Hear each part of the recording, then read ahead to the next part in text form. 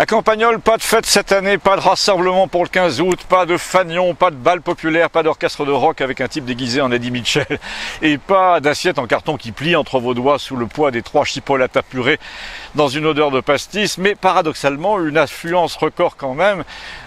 Nous avons quand même eu un concert de harpe par une fille de 14 ans dont je ne dis pas le nom. Ça me permet de faire observer que lorsqu'on a une gosse odieuse de 4 ans qui dit « maman, quand est-ce qu'on s'en va ?», on l'emmène pas avec soi pour assister à un concert de harpe.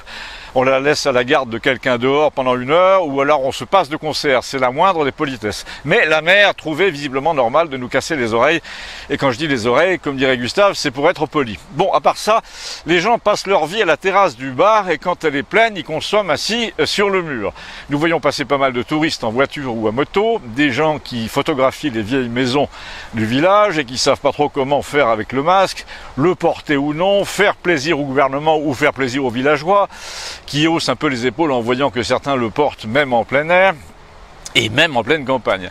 Comme dit Gustave, jusqu'ici le masque était réservé aux cons et c'est eux qui ont exigé que tout le monde le porte, comme ça il passe inaperçu.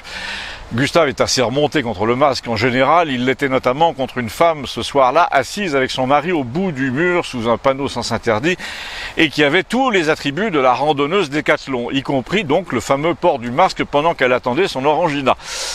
Leur voiture était immatriculée à Bordeaux et là Gustave a dit tout en réponse à l'abonné au Monde qui lui disait « arrête de faire la gueule sous prétexte qu'elle porte un masque ». Il lui a répondu « je fais pas la gueule parce qu'elle porte un masque mais parce qu'elle ne m'a pas dit bonjour tout à l'heure quand on s'est croisés dans la ruelle ».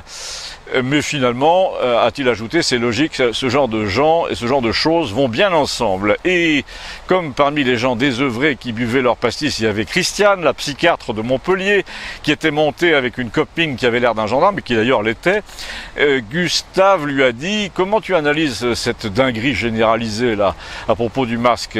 Elle lui a répondu « Tu fais questions et réponses en même temps, mais la première chose, c'est que le gouvernement est très embarrassé parce qu'il n'y a pas assez de morts du coronavirus dans les hôpitaux.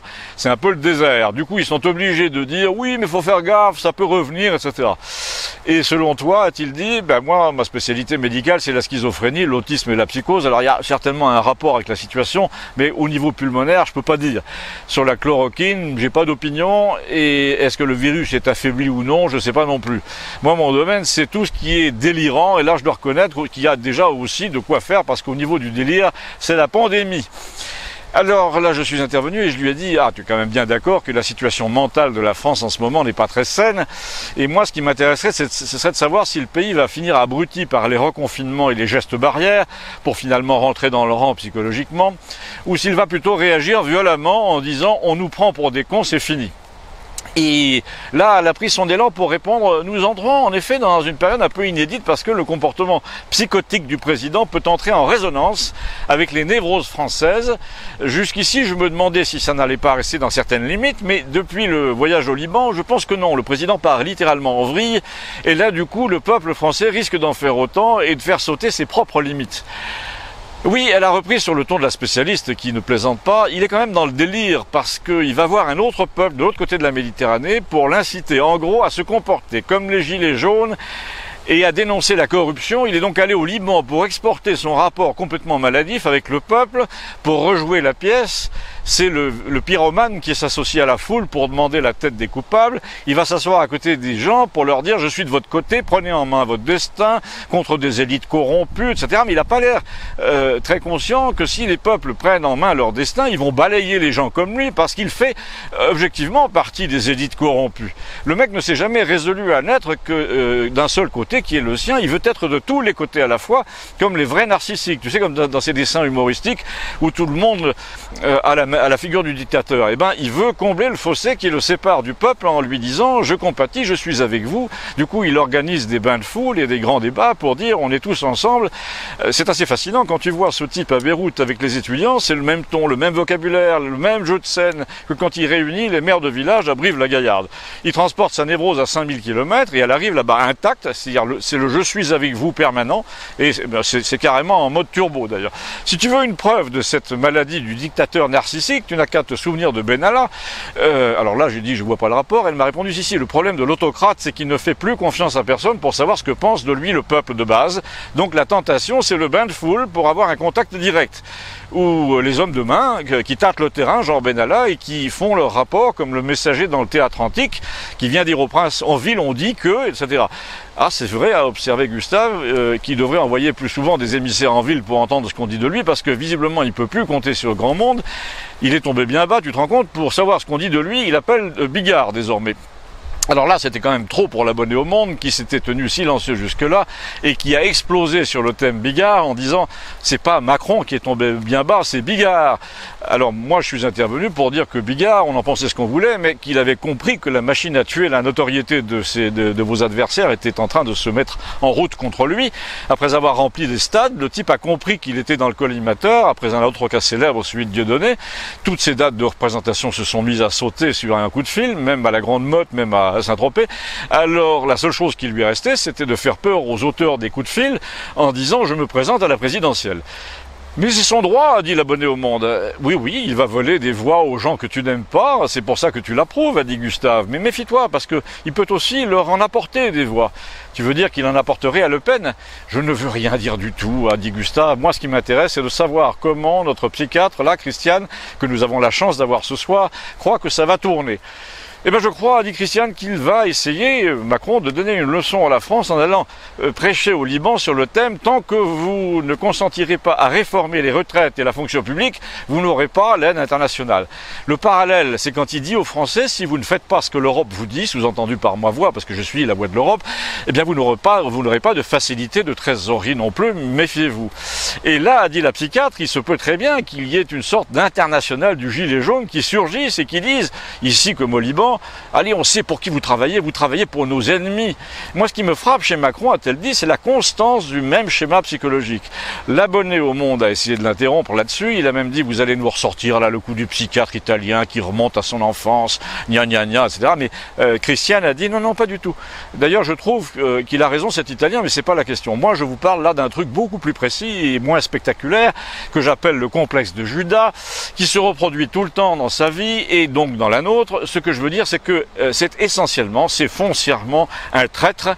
Il est programmé mentalement pour embrasser les gens qu'il va livrer à leurs ennemis, ou pour les arnaquer sans scrupule. Et là, le type abonné au Monde a failli devenir fou parce qu'elle a enchaîné sur une anecdote qui touchait, figurez-vous, son journal favori, Le Monde, la prunelle de ses yeux, le journal subventionné à 5 millions par an par le gouvernement, et il redoutait tellement ce qu'elle allait dire qu'il a essayé de l'en empêcher en déclarant de manière préventive, moi personnellement j'aime pas les anecdotes qui touchent à la vie privée, et puis on s'en fout de ce qu'il a dans la tête, etc. En quoi ça nous regarde?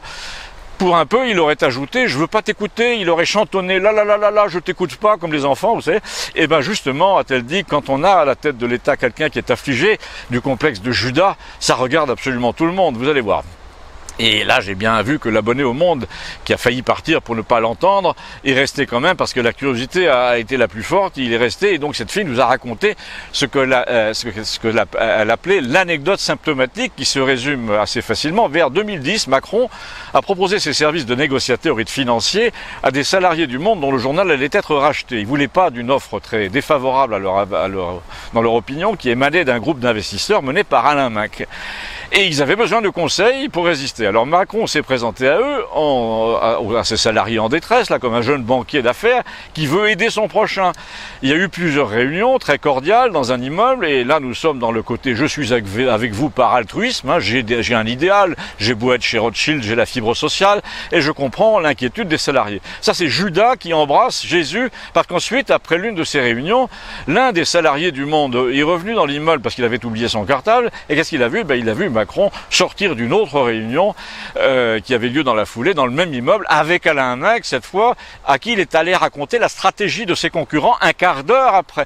Donc depuis le début, Macron roulait pour l'ennemi, et là nous a dit Christiane, tu as clairement le mécanisme psychologique du mec qui veut être de tous les côtés à la fois, et chez qui la duplicité n'est même pas une seconde nature, c'est sa seule et c'est sa vraie nature. Il dit le contraire de ce qu'il fait, et il fait le contraire de ce qu'il dit en permanence. C'est une maladie mentale qu'on appelle mythomanie secondaire. il ne peut pas s'empêcher d'avoir le beau rôle en montant des deux côtés à la fois et aux deux côtés à la fois. C'est très grave, contrairement à ce que dit notre ami Albert, parce que dans une négociation internationale, ou pire, une conférence stratégique, il va être sincèrement dans les deux camps et trahir son propre pays.